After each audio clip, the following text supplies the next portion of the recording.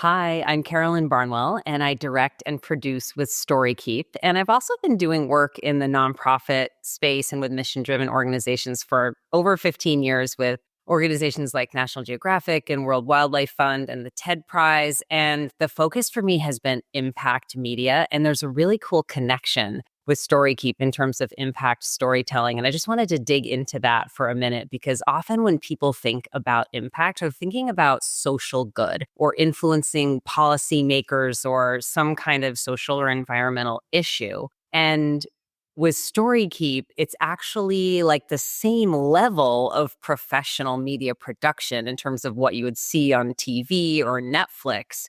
But we're looking at the impact in terms of the family dynamics or the family values. So instead of some social issue out there, it's really about articulating the culture in the family so that it can influence future generations, create some kind of really beautiful legacy piece, not just some little cute nostalgic like family photo album, but something that really is emotional and speaks to the heart of what the family is going to want to preserve and pass on.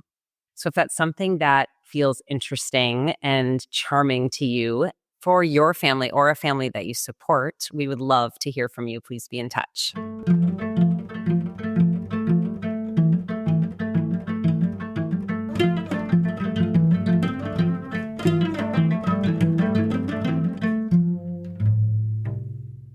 Welcome to Who We Remember. I'm Jamie Younger, the founder of StoryKeep and your host for this podcast. First, let me say thanks so much for joining us for the show.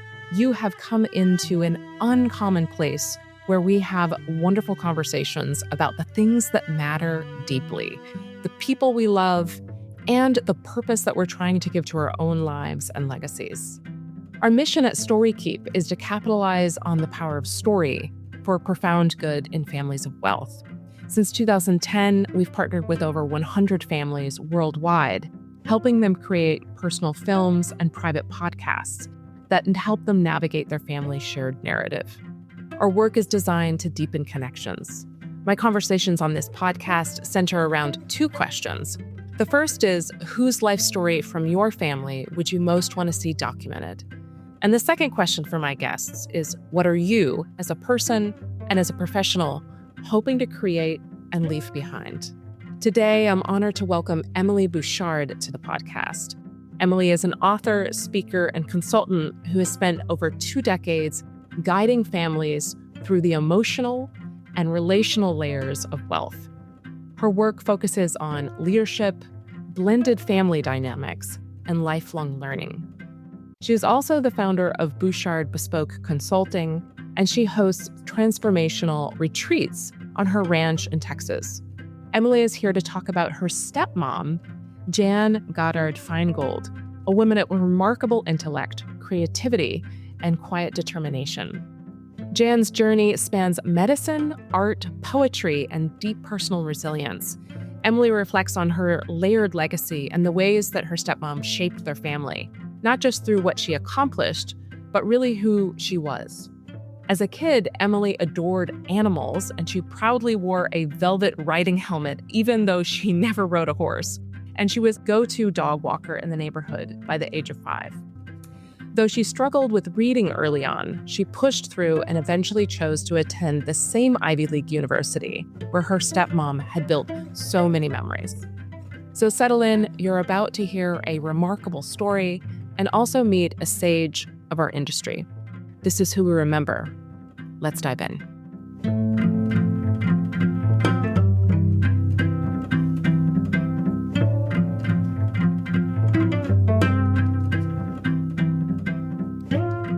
So Emily, thank you so much for joining me for this conversation about your stepmom. Yeah, so happy to be here. Yeah, I'm really looking forward. I have to say, as I was looking at her name, Jan Goddard Feingold, if I'm saying that right, I was really struck by how great it is to have a name that has God, fine, and gold in it. Yeah. That is a remarkable name. And I feel like from what you shared with me before that she, in many, many ways, lived up to her name. Yeah. I wanted to share at the top of the show, so much of who she was being your stepmom and your current work, working with blended families as a primary focus, that we will get to that. But I really wanted to introduce her a little bit in some of the backstory of your stepmom, who's now passed, because it's quite remarkable. She was born in 1948 in Florida prematurely, which is actually an important part of her life story. One of 4 girls. And in the 60s in the United States, all 4 of those young women went to Ivy League universities, which I just find remarkable and worthy of note. And then she later went on to, was it Penn for her medical degree? Yeah, she went there for undergrad and for her medical. Yeah. And she became a pediatric neurologist. Mm-hmm. I think we can all sort of have an imagination of that, but maybe you could just talk about what her actual job was before sort of her life shifted.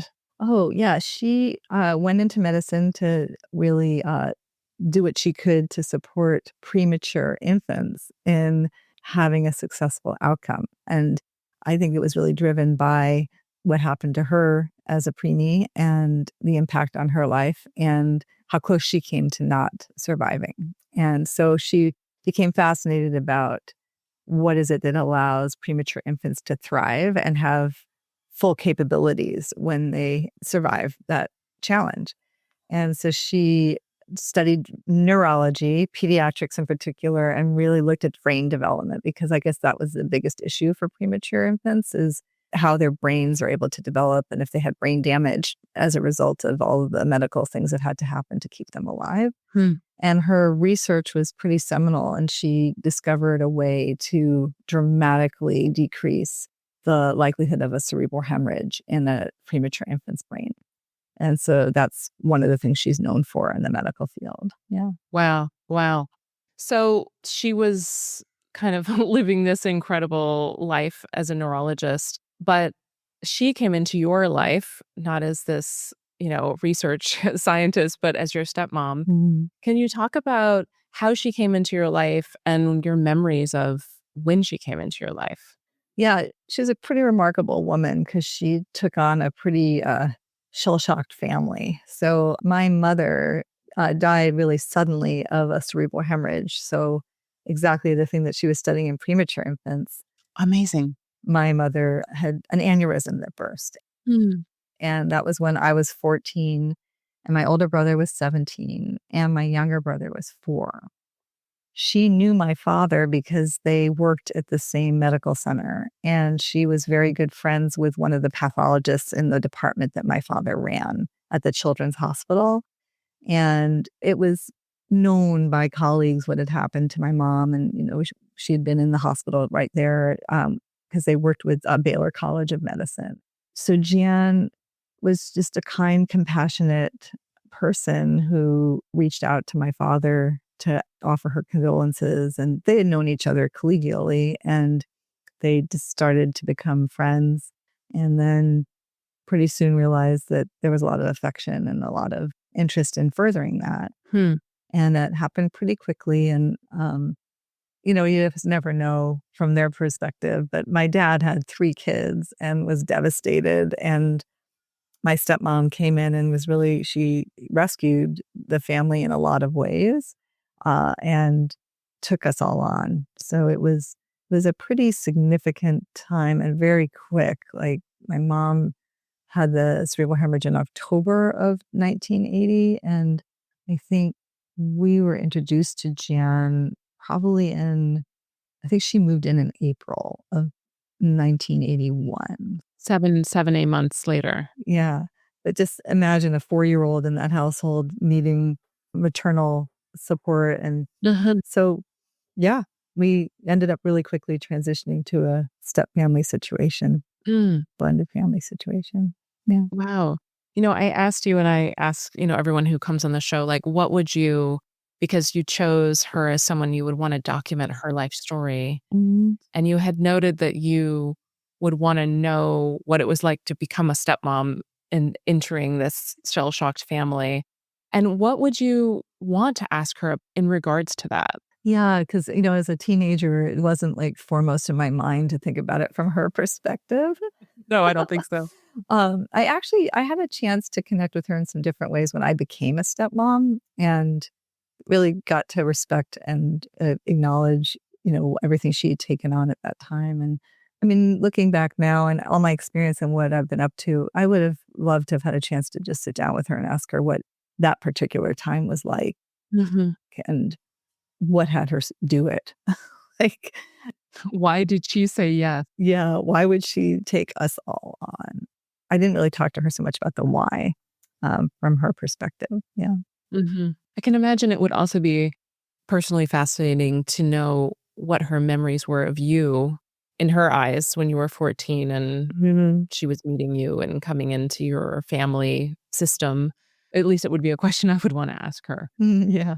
She later came into your life as your stepmom, and she was this incredible person. She was a neurologist, she was a research scientist, she was quite prominent in her field and had done this seminal work. But then her life shifted pretty dramatically. And what's sort of the timeline of when she came into your life and then later when she started suffering from a pretty dramatic disease? Yeah. She knew she had some sort of autoimmune challenge that was never really accurately diagnosed. But when she was in medical school, she kept getting sick. She would often get impacted by illnesses that she was exposed to, and in pediatrics particular. She shifted into research because her health improved when she wasn't working in direct patient care. Mm. So she knew she had something, and she had little things like she could walk up a flight of stairs, but then she couldn't do it again that same day. So there was something that was not firing correctly in terms of her own neurology and her muscles. And it was like some symptoms similar to like what multiple sclerosis would be, or muscular dystrophy, or lupus, all these different symptoms, but nothing was actually textbook of any of them. Mm. So we all knew that. And oh gosh, she died in 2019. And I think there's a picture of her in a wheelchair when my nephew was a little boy. So I don't know, maybe within like the last 20 years of her life or 15, she became more and more debilitated by the illness and lost a lot of muscle weakness and wasn't able to walk as well. She was never fully wheelchair confined, but it was just really helpful for her not to have to walk and lose that energy.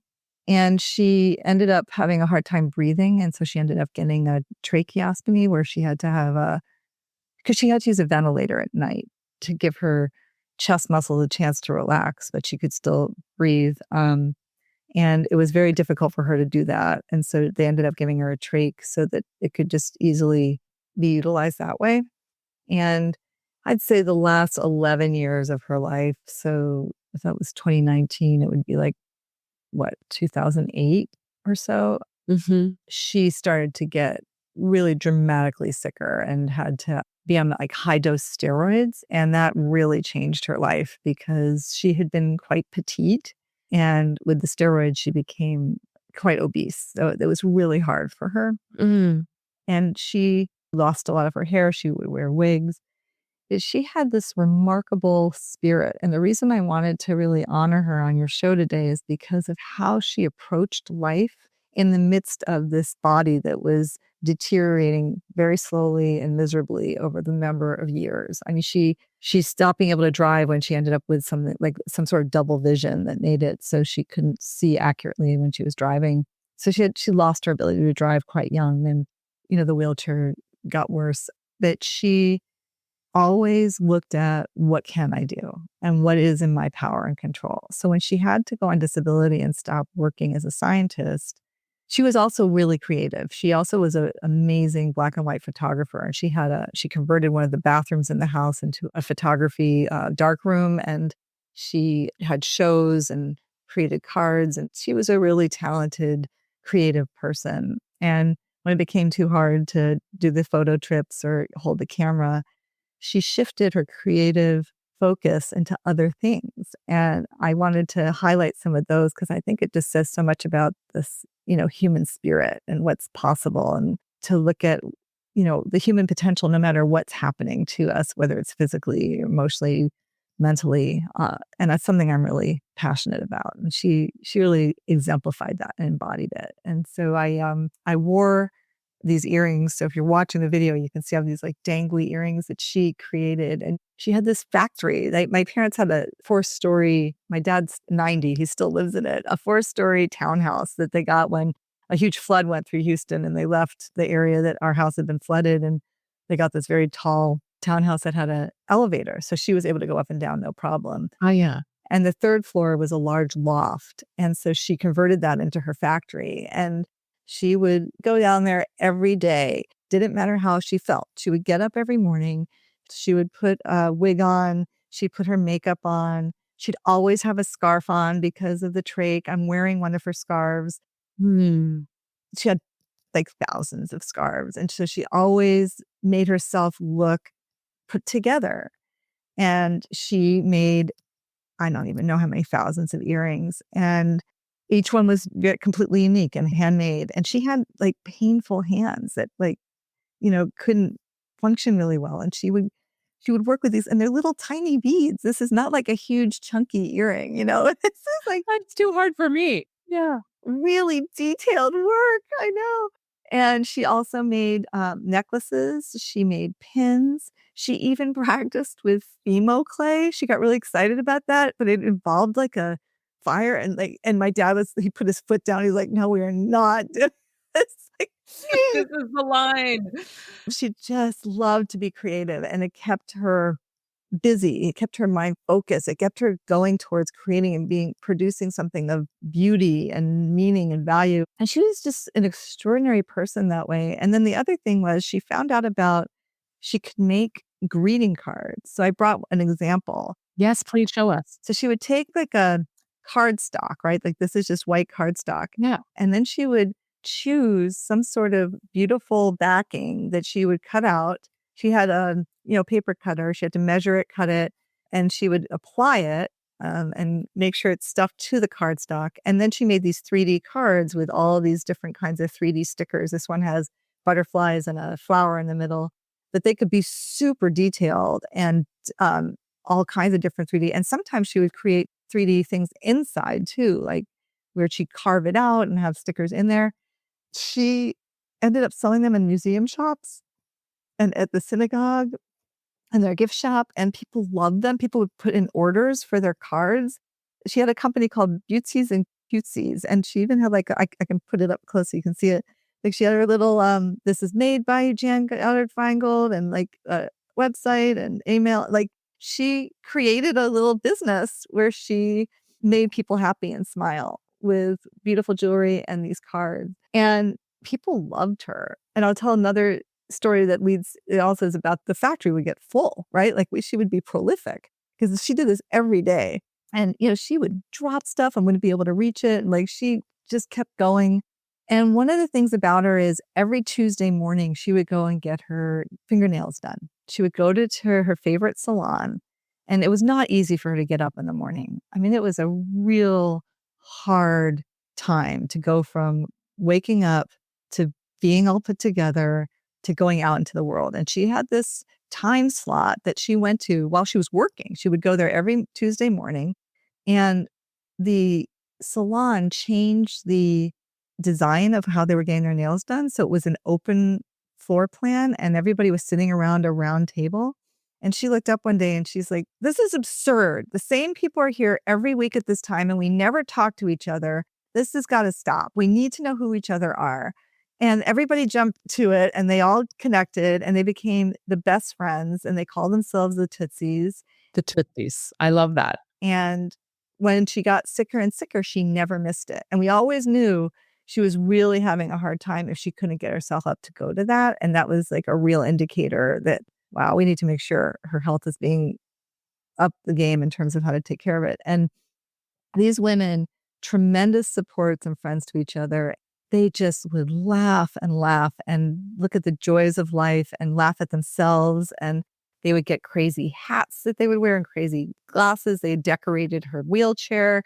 They had so much fun together. And the salon really took notice of what these women were up to. And so when Jan started to like bring in different things she had made, the salon invited her to do trunk shows at the salon.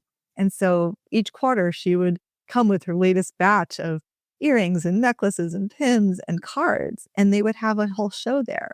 And people would come and buy her things, and she would like get known. Like people would look forward to it and ask about it. So yeah, that's just a little example of who she was in the world. It must be noted that so much time stepmoms get a bad rap. I'm sure you're really, really familiar with this in your line of work. For sure. And how lucky you were, but also maybe it's more common.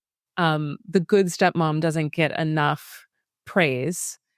And what an incredible example as a human, but also as someone entering into a new family. It's very inspiring. Yeah. So thank you for sharing that. One of the things that I thought was really charming and funny and interesting that you shared about her was that when she sort of knew that maybe her time was nearing the end, she decided in sort of story keep style that she was going to document some of her own story and preserve it and pass it along. Can you talk about that project that she designed for herself and how it sort of played out? Yeah, I think but it's also good to talk about from the story keep perspective, because I really wish, looking back on it, that we had tapped into what it is that you do and how you inspire the capturing of stories and video, because she had the best of intentions, and it was a real effort. And her neighbor helped her with it. Making a video. Made a video of her talking. With her talking. What she ended up doing was using it as a way to express her love and her care for all of us. It was very thoughtful and very kind. And it actually was pretty early on when she ended up being in the wheelchair and she wasn't able to drive anymore. So it was kind of like the beginning of the end, but she had 11 years of this unbelievable spirit of living.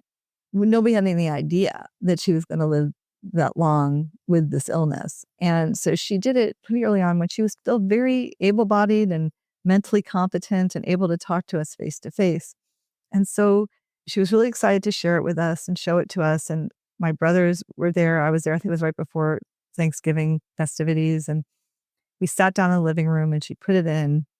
And it was a very odd experience because she's right there in the room with us, completely mentally there and with it, showing us a video of her telling us how much she cared about us. It was odd on many levels because she is a doer and very kind and thoughtful. And she definitely, like in terms of love languages, it's like, acts of service and gifts. Oh yeah, she was a big gift giver. I mean, she'd make these things. But affection and being demonstrative, or words of affirmation, were not her love language. So it was very odd for us to be in the room with her and have her tell us how she felt about us on a video screen. Mm-hmm.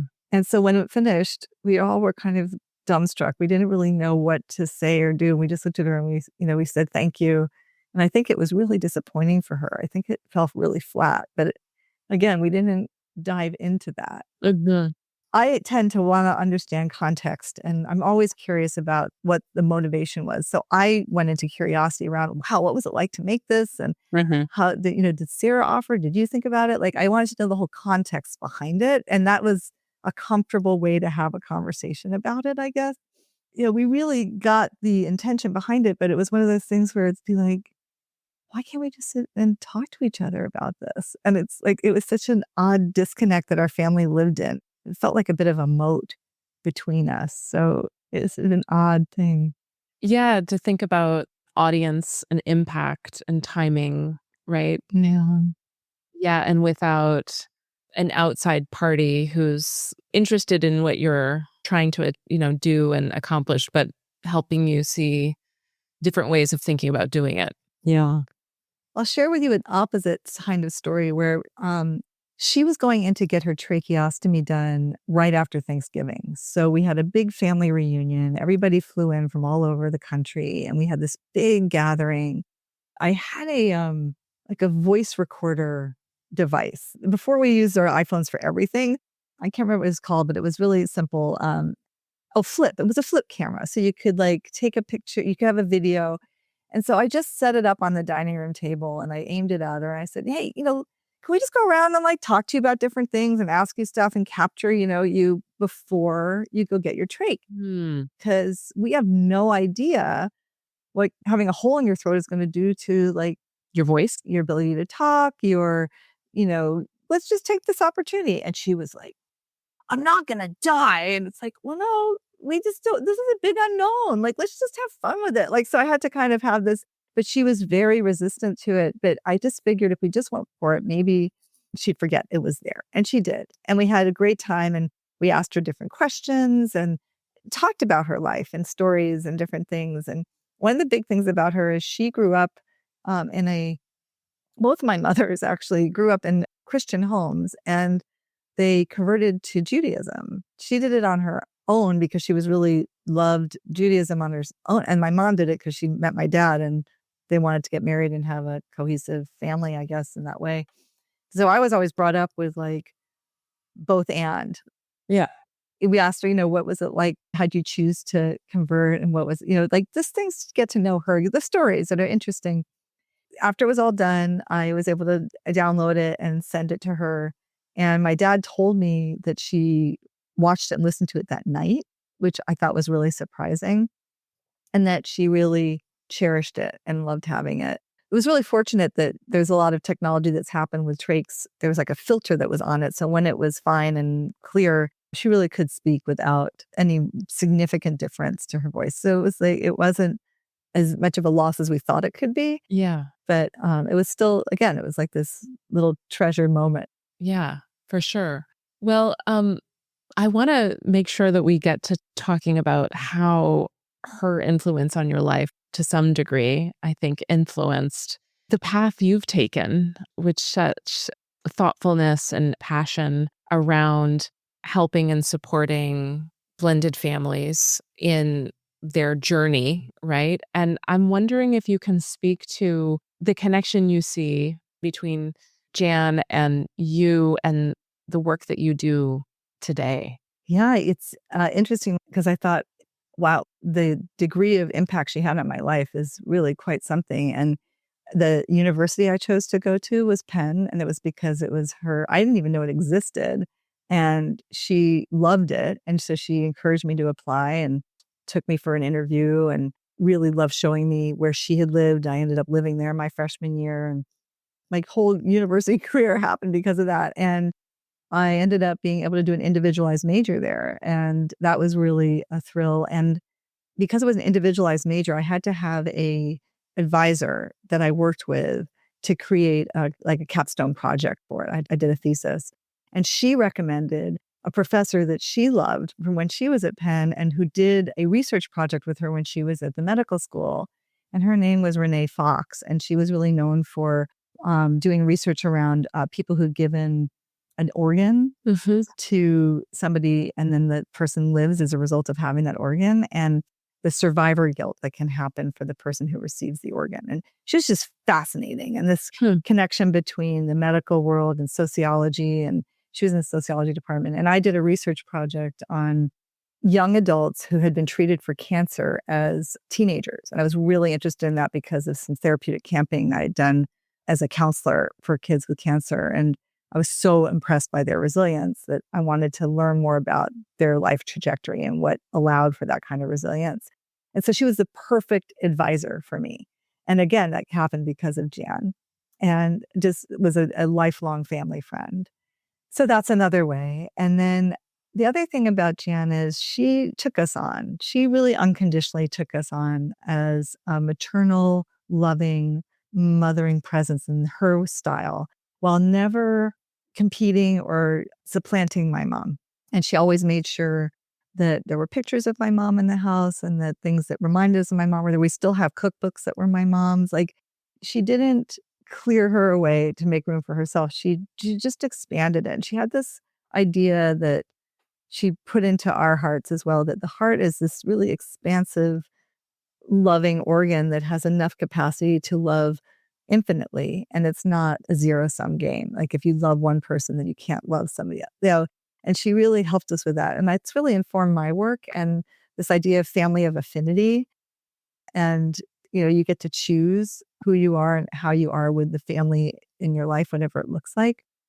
And then the other thing is her family, her three sisters, her parents, their children embraced us fully. They just completely took us in as part of their family. And when I was in college, I would go to Florida every spring break to be with my step grandparents. They completely opened their home to me. They were happy to have me there. And it's like, they didn't have to do that, right? Like we weren't their daughter's kids, but they did. They fully embraced us. And I have a very close relationship with my cousins and my aunts and uncles as a result. And again, it was never like a clear distinction of blood versus step versus half, and it was just, we're family. And I lived in that. And I'll also say my mom's mom divorced my maternal grandfather when my mom was 7. So I had step aunts. My mom's mom remarried the man who I always thought of as my grandpa, but he was my mom's stepfather. So I had step aunts I was born into that. This idea of steps being part of the family, and you just knew who the parents were, but it wasn't like a distinction of, better or worse or anything like that. So I think like Jan's family just took that to a whole other level with how they embraced us. And having had this truly remarkable experience being a stepchild and then later being a stepmom, how do you think that in particular informs how you approach your work? Well, it's so part of my nature and nurture, I guess you could say, that it's like it's not a problem to be a step family. It's not a problem to be a blended family. It's more of how do we want this family to be?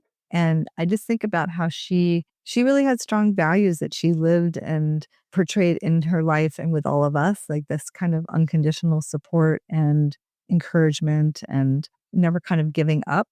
I think that that's really infused me with my work with people that are dealing with challenging, complex family dynamics, step family being the specialty. There's so many different ways to go about it. It's like, what's the right one for you based on your values, based on what you care about, and then taking into consideration the history and the feelings of the people that you love. I think that that's the other thing she really embodied, was that she didn't feel a need to shore up her identity in relationship to my mom's so that they both could be in existence in our lives. That's a big issue for a lot of step parents, is like their role and how they are in the family compared to like if the other parent's alive and well or if they've passed away. And what does that mean? It's so significant. Yeah. And how to navigate that is really important. So I think that that's informed a lot of what I do.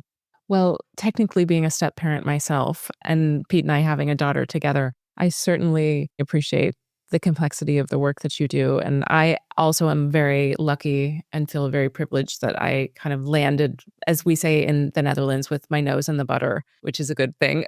But I know that it still has its own complications. Absolutely. I have been watching you launch your own independent practice, seeing how you're taking your work that, you did it in different, entities over time and now kind of coming fully forth as your strength and who you are. It seems like it's a perfect opportunity to just talk to you, in closing about the impact that you really are hoping to make, because now you're the full architect, right, of that work. What, if you want to say the legacy that you're hoping to create and leave, or the impact that you're trying to create right now, how would you express that at this point? Oh, thanks for asking that. It's interesting because I think about how prolific my stepmom was on so many levels and how she just took on life to the fullest and really followed her interests and saw how far she could take them, regardless of what was happening to her physically. And I think what's happened for me just at this point in my life, I just want to create in my way as much as I can and see how much of an impact I can have through words. So I'm actually doing quite a bit of writing and creating some really inspiring book projects for myself that I've been thinking about for the last 20 years in this field. One of them is on this concept of wealth coherence, that really looking at how to be internally wholly aligned with who we are, what our purpose is, why we're here physically, emotionally, mentally, spiritually, and then how that gets expressed externally. So like the internally external, like our relationships, our career or our avocation, our philanthropy, and our finances.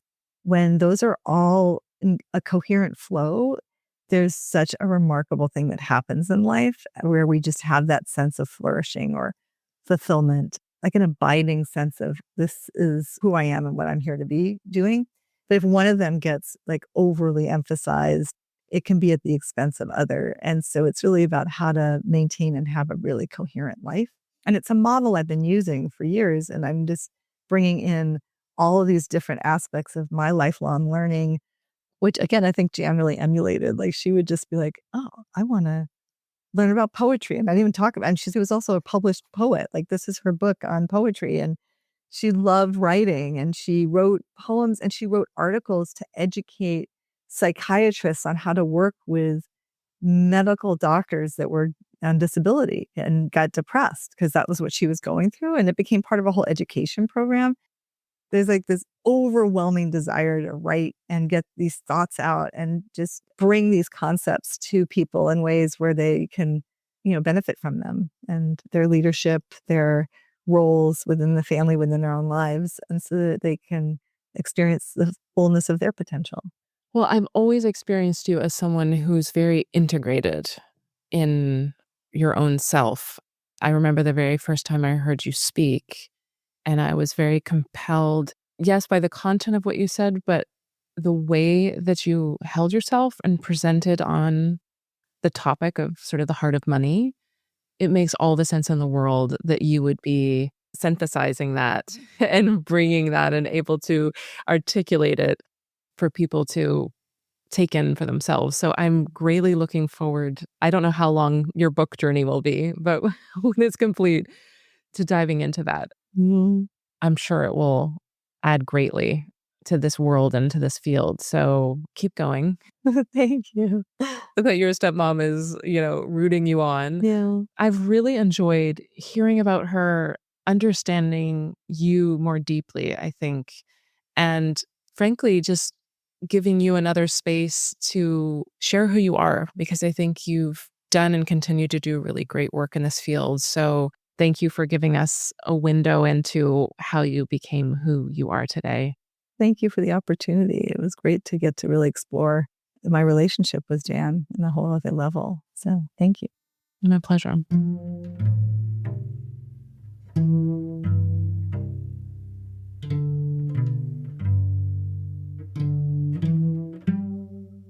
Thank you so much for listening to this episode of Who We Remember. If you enjoyed this, I invite you to subscribe. When you subscribe, a new episode will pop up automatically in your favorite listening platform every 2 weeks. You can see some great photos related to today's story, as well as find out more about our guests and their work. Just go to storykeep.com/podcast. Who We Remember is a production of StoryKeep. StoryKeep works with exceptional individuals and families to document their life stories and histories through films and private podcasts. You can learn more about our services at storykeep.com.